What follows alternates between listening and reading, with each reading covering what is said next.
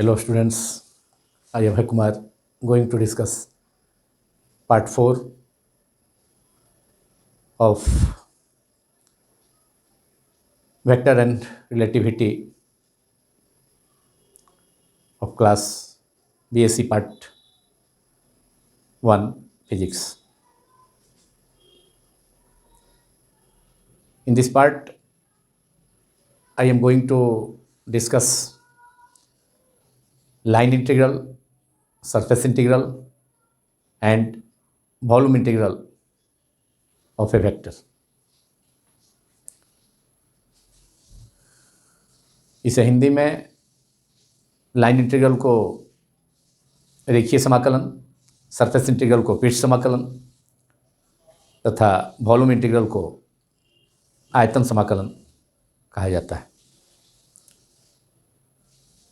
First of all, line integral.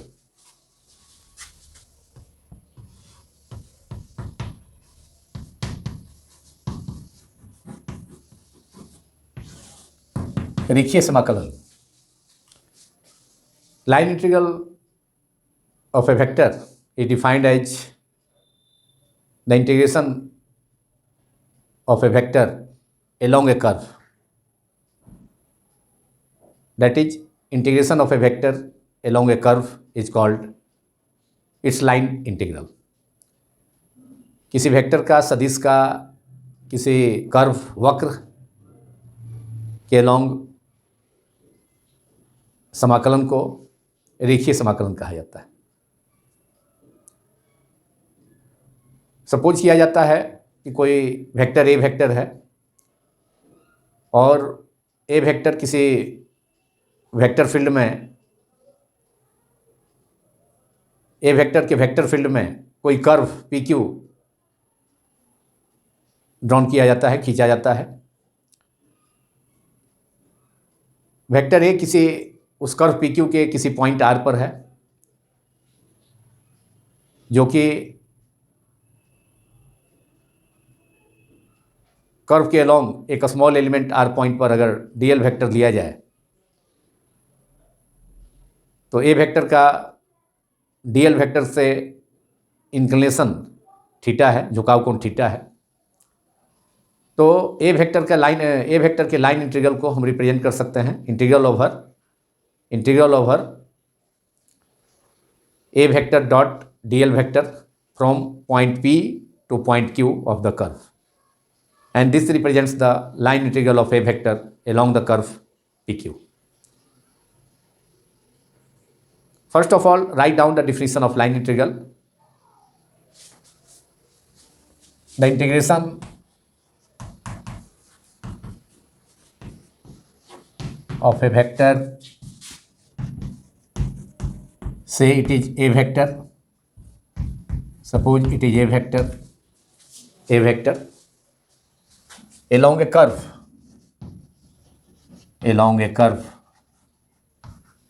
suppose it is curve PQ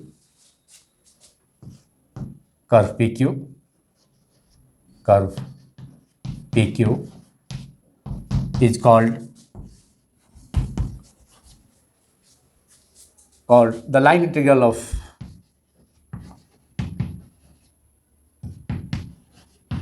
that vector, that means a vector along the curve PQ is called the line integral of a vector along the curve PQ. So the integration of a vector, suppose it is a vector along a curve, suppose the curve is PQ, is called its line integral. Line integral किसका होगा? Vector का होगा along the curve PQ is called its line integral. It means vector का.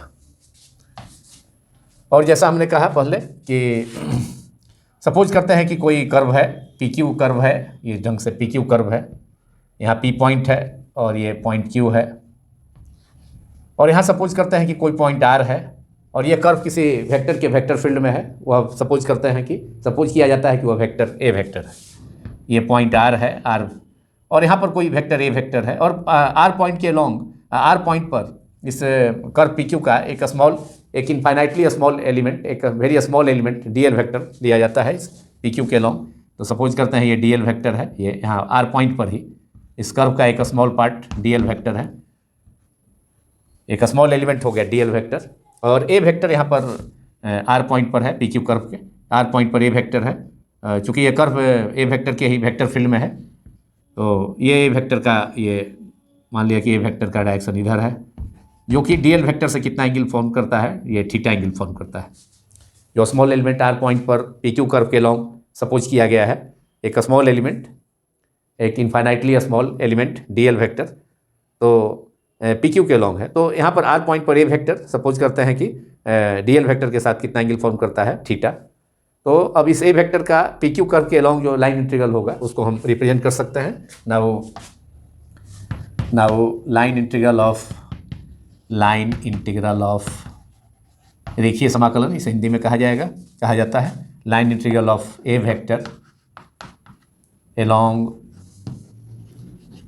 along the curve PQ, along the curve PQ can be expressed as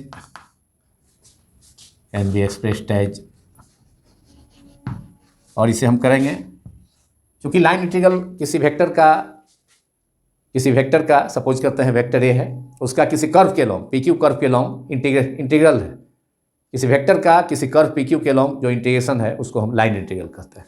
तो so line integral जिसमें कि single integration, केवल one integration का use होता है, single integration का। और यहाँ पर चूँकि पी क्यू कर्व के लॉन्ग है, इसलिए from point P to integral over from point Q to P to point Q, that is line integral P to Q. और लाइन इंटीग्रल है ए वेक्टर का, तो A vector dot D L vector हम इसे लिखेंगे, ये line integral हो गया। ए vector dot D L vector, ये स्केलर प्रोडक्ट है तो इसे लिखा जा सकता है। अब ए वेक्टर का कंपोनेंट इधर डी एल वेक्टर के लॉन्ग हो जाएगा A cos theta into D L.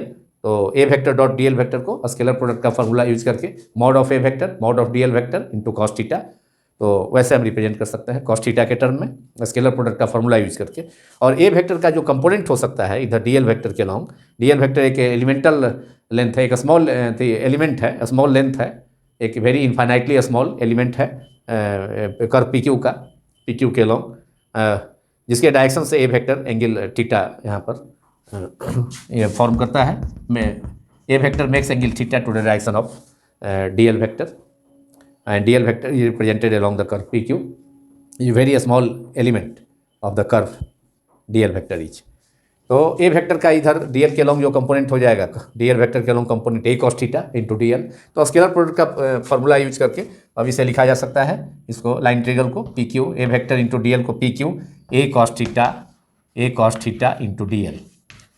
A vector dot dl vector is mod a vector mod dl vector into cos theta using the formula of a scalar product, and where a cos theta is the component of a vector along dl vector. So a cos theta, that is line integral is p to q a cos theta into dl. This is the line integral of a vector along the curve pq from point p to q, जिसमें हम single integration का use करते हैं line integral में। और ए vector का उस curve P Q के along integral over P to Q A vector dot D L vector, इसको हम लाइन इंटीग्रल कहेंगे, जिसे स्केलर प्रोडक्ट का फॉर्मूला यूज करते हैं P to Q A cos theta into D l, where theta is the angle between A vector and d L vector. तो ये line integral हो गया ए वेक्टर का, किसी वेक्टर सपोज किया गया है ए वेक्टर का कर्व पी क्यू के लॉन्ग। अब इसका लाइन इंटीग्रल का, इसको अगर ए वेक्टर की जगह इसको एग्जाम्पल हम दे सकते हैं, इसमें एग्जाम्पल सेट कर सकते हैं कि अगर ए वेक्टर रिप्रेजेंट करता है फोर्स को, अगर if A vector represents force, then if a vector represents force, then force acting on a point, force a vector acting on a particle which moves from point P to point Q of the along the curve, then f vector, a vector represent करेगा force, तो P to Q f vector dl vector क्या होगा, work done by the force in moving the particle from point P to point Q of the curve। ये line integral force का होगा F vector dot D L vector. तो if A vector represents force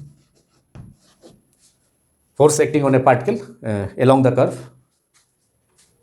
यहाँ पर A vector जो है P Q curve पे along magnitude और डायरेक्शन में पॉइंट टू पॉइंट अगर चेंज करता है, तो इसके लाइन इंटीग्रल को हमने रिप्रेजेंट किया है P to Q A vector dot D L vector. तो if A vector represents, first example में देखें, अगर A vector represents force acting on a particle along the curve in moving it from when the particle moves from point P to point Q along the curve. So if F vector represents force F vector acting on a particle to move it from point P to point Q, acting on a particle to move it from point P to point Q, of the curve. Then line integral of F vector, line integral of force along the curve PQ is the work done by the force in moving the particle from point Q to point Q along the curve. Then integral P to Q A vector की जगह लिखा जा सकता है F vector dot DL vector and force scalar product of force and displacement, small element displacement हो गया, तो force scalar product of force and displacement is the work done by the force in moving the particle from point P to point Q along the curve. तो ये work done by the force हो गया. Then line integral of F vector dot DL vector, line integral of F vector along the curve from point P to Q, that is P to Q, integral P to Q, F vector dot DL vector, ये represent करता है work done by the force in moving the particle from P to Q. Then P to Q, integral P to Q, F vector dot DL vector represents work done by the force F, work done by the force. अब इसी ढंग से अगर A vector की जगह electric field अगर लिया जाए तो electric field scalar product of line integral of P to Q, line integral of electric field that is E vector dot DL vector from P to Q. तो then E vector dot DL vector represent the potential difference between 2 points P and Q of the along the curve in moving unit charge from और test charge, positive test charge from one point P to another point Q. तो ये potential difference represent करेगा, electric field में हो जाएगा, तब वह line integral जो होगा वेक्टर का लाइन इंटीग्रल इलेक्ट्रिक फील्ड जो वेक्टर फील्ड होगा वह इलेक्ट्रिक फील्ड हो जाएगा. A is replaced by E vector.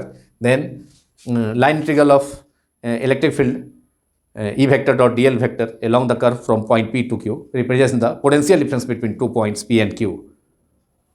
तो उस सिचुएशन में ए वेक्टर की जगह रिप्लेस करता है ई वेक्टर, तो रिप्रेजेंट करेगा. जैसे ए वेक्टर की जगह ए वेक्टर रिप्रेजेंट किया गया, रिप्लेस किया गया, तो ये line integral F vector force का लाइन इंटीग्रल हो गया एलोंग द कर्व, तो F vector dot DL vector integral P to Q. तो ये रिप्रेजेंट करता है work done by the force in moving the particle from point P to Q.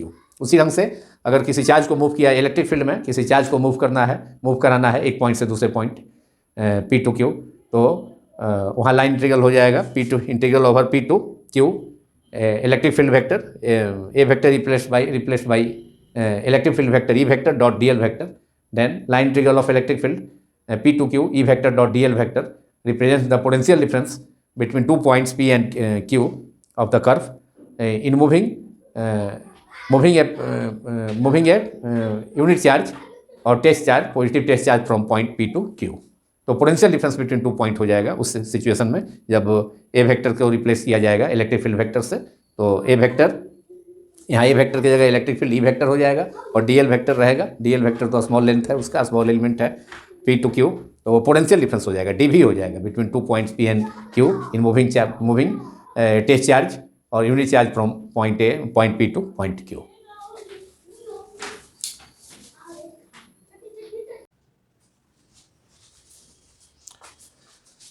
Now surface integral, पृष्ठ समाकलन. It is defined as the integration of a vector over a surface, over a closed surface is called surface integral of that vector in a vector field. So write down its definition. Surface integral, it is defined as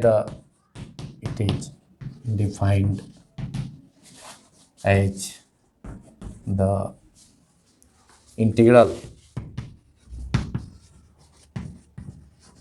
of a vector over a closed surface, over a surface, and that surface is drawn in the vector field of the vector over a surface in the vector field of that vector in the vector field.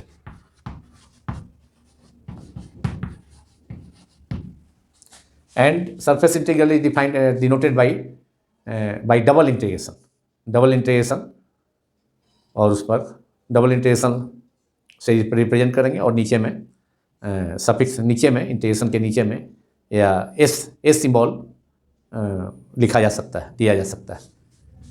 तो surface integral is denoted by the symbol double integral. Surface integral is denoted by line integral को simply single integral से represent किया जाता है, और surface integral को double integral is denoted by the symbol double integral. यहाँ नीचे S भी लगाया जा सकता है, नहीं तो डबल इंटीग्रेशन भी दे देंगे चलेगा, नहीं तो इंटीग्रेशन दे करके एस दे देंगे तो integration over entire close surface हो जाएगा. यहाँ पर डबल इंटीग्रेशन, यहाँ एस नीचे लगाया जा सकता है, नहीं भी लगाया जा सकता है, तो या इंटीग्रेशन दे करके सरफेस एस नीचे में लगा देने पर वो भी integration over the integration of A vector over the entire surface S हो जाएगा. तो डबल इंटीग्रेशन से सरफेस इंटीग्रल को डिनोट किया जाता है, जबकि लाइन इंटीग्रल को सिंगल इंटीग्रेशन से, जैसा कि मैंने बताया अभी कुछ देर पहले. अब सपोज करता है कि कोई सरफेस एस है जिसे वेक्टर फील्ड में ड्रॉन किया गया है. ये सरफेस है, कोई सरफेस है एस है जिसे किसी वेक्टर फील्ड में ड्रॉन किया गया है, और इसका एक स्मॉल एलिमेंट है, ये एलिमेंटल एरिया है डी एस है. इस सरफेस एस का एक इसके मिडल में एलिमेंटल एरिया डी एस है, और इस पर नॉर्मल ड्रॉन करते हैं यूनिट नॉर्मल वेक्टर. सपोज करते हैं डी एस पर नॉर्मल ड्रॉन किया जाता है, जिसके long unit normal vector N cap है आउटवर्ड डायरेक्शन में, outward normal to the surface element d s. तो ये डी एस जो सरफेस एलिमेंट डी एस होगा क्लोज सरफेसेस का एक छोटा सा पार्ट है, एक स्मॉल पार्ट है. तो ये जब इस पर नॉर्मल ड्रॉन करेंगे तो ये स्मॉल जो सरफेस एलिमेंट है ये वेक्टर को रिप्रेजेंट करेगा, और वह वेक्टर होगा डी एस वेक्टर, जिसका मैग्नीट्यूड डी एस के इक्वल होगा, और डायरेक्शन इसके नॉर्मल, इसके परपेंडिकुलर आउटवर्ड डायरेक्शन में एन कैप के लॉन्ग होगा. तो एन कैप के डायरेक्शन में ये हो गया एलिमेंटल स्मॉल जो एलिमेंटल एरिया डी एस है सरफेस एस के मिडल में लिया गया है. तो इस पर जब नॉर्मल ड्रॉन करेंगे एन कैप नॉर्मल ड्रॉन करेंगे, और उसके long unit normal vector outward direction में बाहर की ओर एन कैप है. तो ये सरफेस एलिमेंट डी एस एक वेक्टर को रिप्रेजेंट करेगा जो कि डी एस वेक्टर होगा, और उसका magnitude will be equal to magnitude equal to the area surface area of this small elemental area और small area, and direction of D S vector is along the unit normal vector N cap. तो ये D S vector हो गया. N cap के along D S पर जब normal drawn करेंगे तो सरफेस एरिया, ये एलिमेंटल सरफेस एरिया एक वेक्टर को रिप्रेजेंट करेगा, और that vector is D S vector,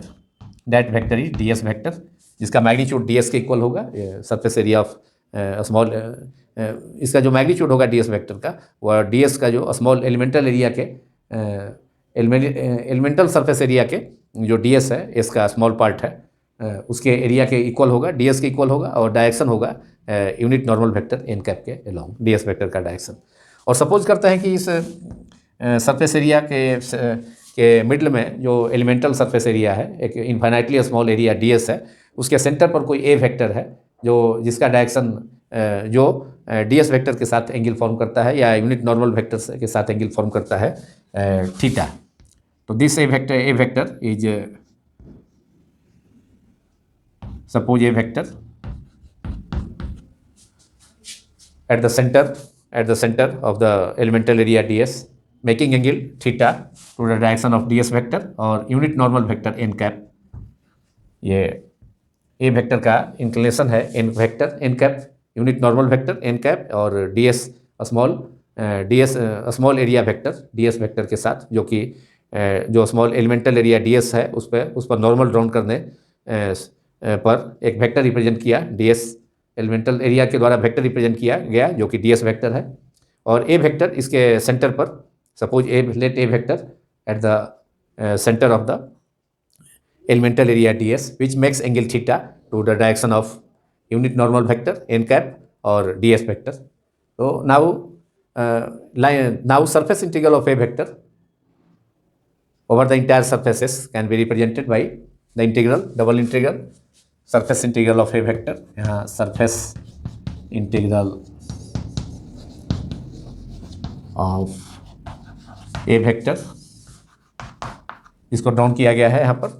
जो सरफेस है, क्लोज सरफेसेस का एलिमेंटल एरिया ds है, small area, very small area ds है, उसके सेंटर से ड्राउन किया गया है ए वेक्टर को, और ds वेक्टर के साथ एंगल थीटा फॉर्म कर रहा है. यहाँ A vector making angle theta to the direction of unit normal vector n cap और ds वेक्टर. तो surface integral of A vector over the close surface, over the surfaces, over the entire surface, over the entire surface, closed surfaces, over the entire surface S is represented by the surface integral S, entire surface S is represented by integral over double integral over surface S. Surface integral का symbol double integration होता है जैसा मैंने बतलाया, और इसे लिखेंगे ए vector का surface integral over the entire surface A vector dot ds vector. Sorry. तो ये integral over surface entire close surfaces, ये सरफेसेस है जिसके अंदर एक स्मॉल एलिमेंटल एरिया ds है. तो लाइन इंटीग्रल थी सरफेस इंटीग्रल ए वेक्टर का over the entire surface S is given S can be expressed as double integral A vector dot ds vector, A vector dot ds vector. और इसे लिखा जा सकता है, इस ए वेक्टर का सरफेस इंटीग्रल हो गया इंटायर सरफेस एरिया एस पर, क्लोज सरफेस एस पर. तो integral over double integral over the surface A vector dot ds vector को लिखा जा सकता है, क्योंकि ए वेक्टर ds वेक्टर क्या है, ds वेक्टर को हम रिप्रेजेंट कर सकते हैं. ds वेक्टर जो एरिया वेक्टर होगा, इसका मैग्नीट्यूड जो होगा वह ds, इसका जो स्मॉल एलिमेंटल एरिया इसके इक्वल हो जाएगा ds के, इसका मैग्नीट्यूड ds के इक्वल होगा, और डायरेक्शन होगा n कैप के लॉन्ग. तो ds into n cap, ds vector को एक्सप्रेस कर सकते हैं ds इंटू n कैप.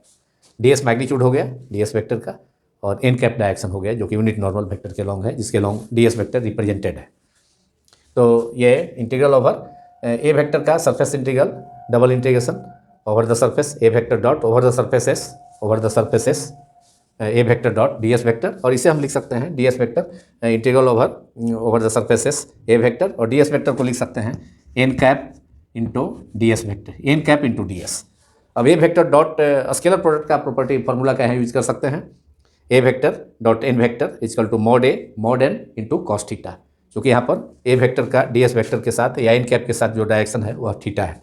तो now it can be surface integral of A vector can be written as double integral over the surfaces A vector dot ds vector को लिखा जा सकता है n cap into ds magnitude है ds, and n cap unit normal vector है. अब scalar product का जो फॉर्मूला अप्लाई करेंगे तो इसे लिखा जा सकता है integral over S over the entire surfaces. A vector का मॉड हो गया ए, एन कैप का मॉड 1, यूनिट वेक्टर का मॉड 1 होता है इंटू ds. तो A cos theta into A ds into A cos theta into ds, A cos theta into ds, यही इसका इंटीग्रल हो गया, या A ds into cos theta, mod A vector mod N vector into cos theta into ds. तो mod A vector ये हो गया, unit vector N cap का मॉड 1 हो गया, तो A cos theta into ds, और यही सरफेस इंटीग्रल हो गया. ये इक्वेशन नंबर 2, ए वेक्टर का सरफेस एस के long surface integral, final expression integral over surfaces A cos theta into ds, where theta is the angle between A vector and ds vector. तो ये surface integral हो गया. अब यहाँ पर अगर एग्जाम्पल में देखें, अगर सरफेस इंटीग्रल ए वेक्टर अगर किसी फ्लूइड के वेलोसिटी को रिप्रेजेंट कर रहा है, तो अगर ए वेक्टर रिप्रेजेंट कर रहा है फ्लूइड के वेलोसिटी को, वी वेक्टर को, तो integral over S V vector dot ds vector ये हो जाएगा amount of fluid flowing normal to the surface per second. ये integral over V vector dot ds vector हो जाएगा.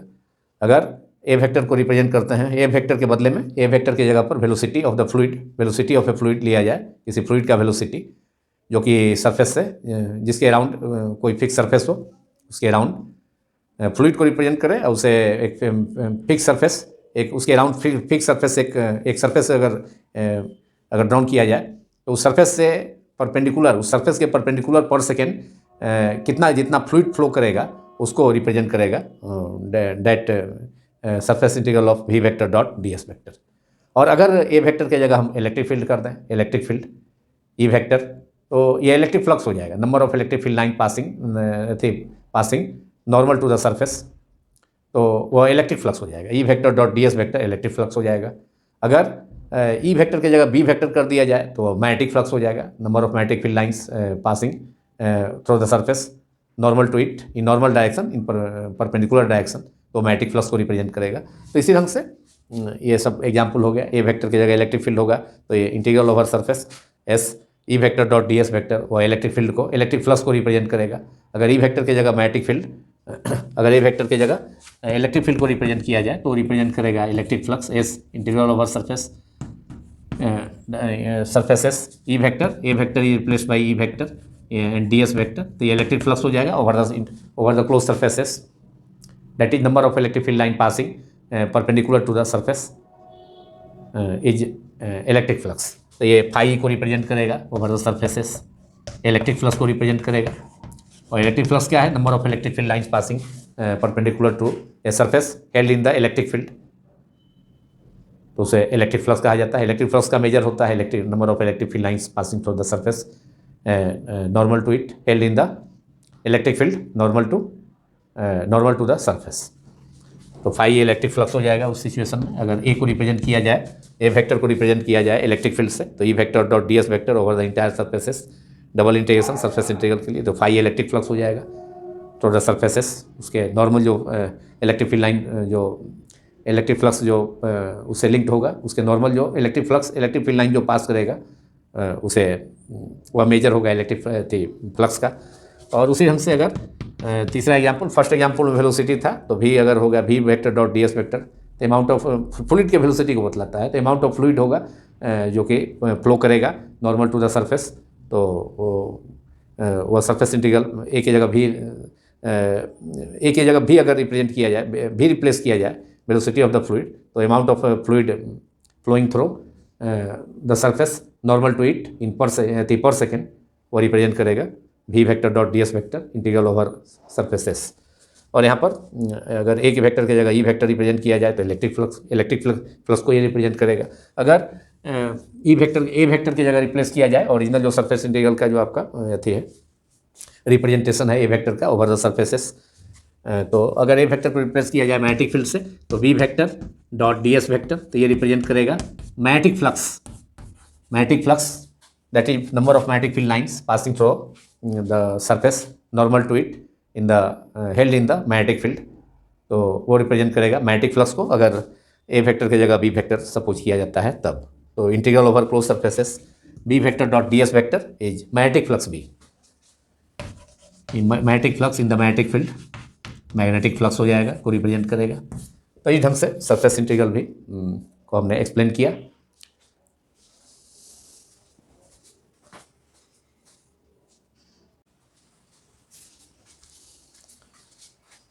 Now in the last volume integral, and volume integral can be defined as integral of a vector over the entire volume enclosed by a surface. It is called volume integral, and volume integral is denoted by the symbol triple integration over the entire volume which is enclosed by a closed surface S. Now write down its definition. Volume integral, the integration of a vector, suppose that vector is a vector of a vector, suppose a vector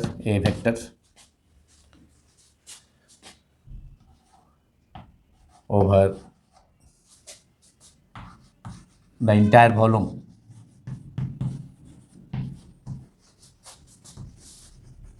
enclosed by a closed surface S. Closed surface S, a closed surface S encloses a volume which is V over the entire volume. Suppose that volume is V, entire volume is V, enclosed by a closed surface S. Enclosed by a closed surface S.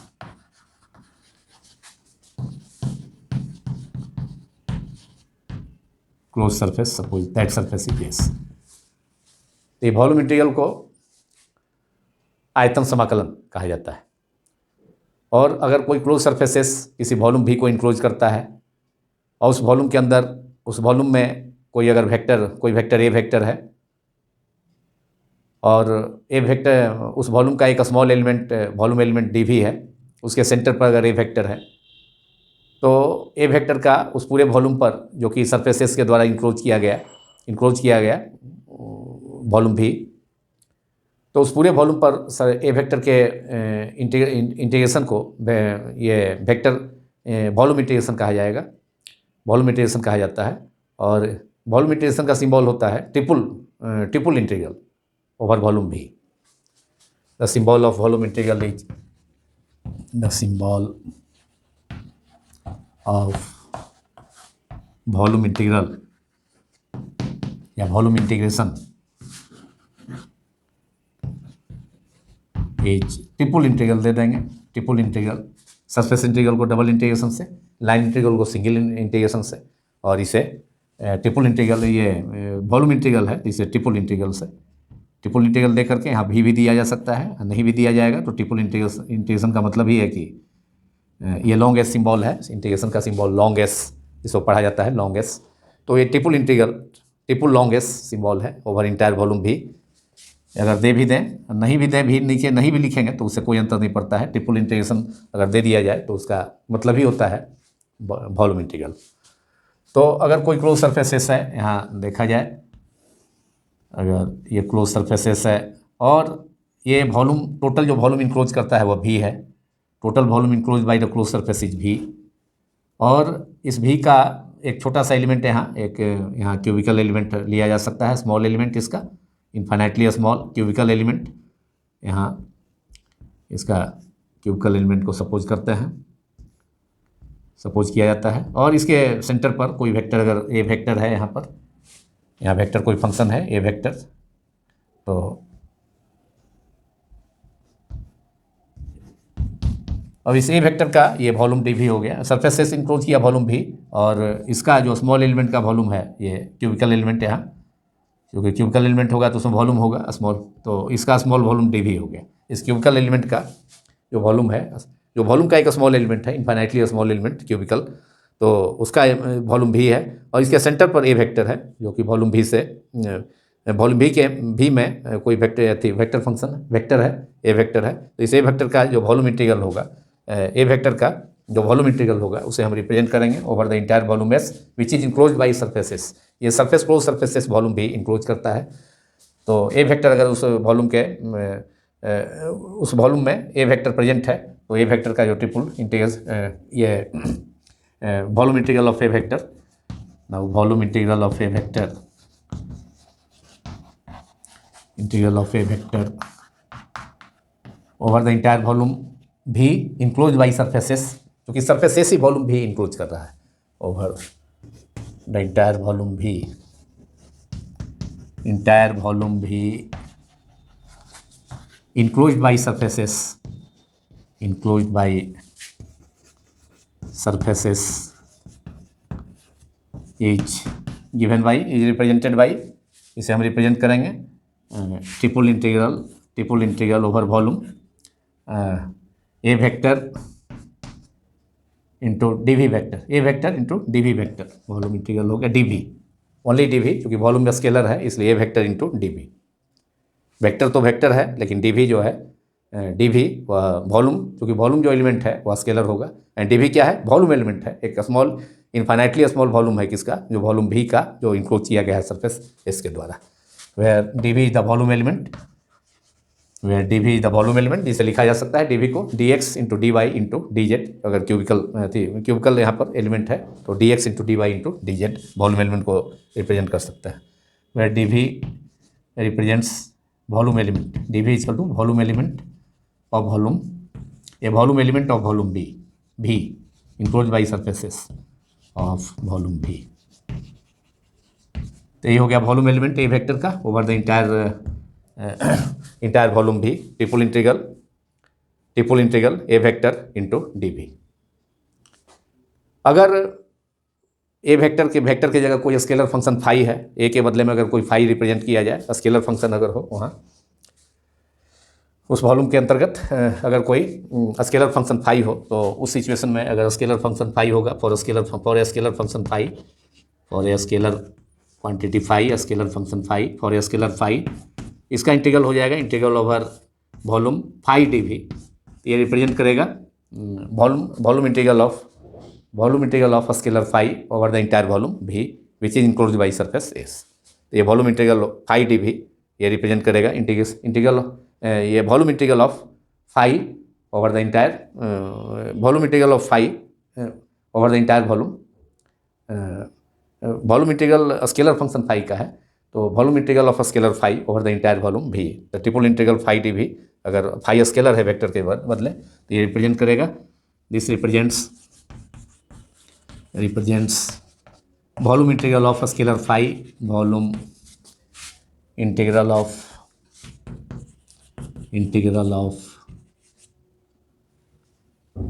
Scalar phi, scalar function phi over the entire volume V, over the volume V, over volume V. Then in triple integral over volume V phi d V represents volume integral of scalar phi over the volume V, अगर if phi replaced by A vector which lies in volume V enclosed by surface S। तो इस प्रकार line integral, volume integral, surface integral and volume integral को मैंने इस part में, part 4 में, जो कि vector and relativity BSc part 1 physics honours general and subsidiary courses के लिए ये वीडियो रिप्रेजेंट किया गया, तो इसे डिस्कस किया गया। और ये टॉपिक कहें या क्वेश्चन कहें, इसका क्वेश्चन पूछा जाता है explain line integral, surface integral and volume integral, और ये काफ़ी इम्पॉर्टेंट क्वेश्चन है जिसे पूरे देश भर के डिफरेंट यूनिवर्सिटीज के ग्रेजुएशन बीएससी पार्ट 1 ऑनर्स या जनरल कोर्सेस या सब्सिडियरी एग्जाम्स में पूछा जाता है। तो इसी के साथ ये पार्ट समाप्त होता है। Thank you very much.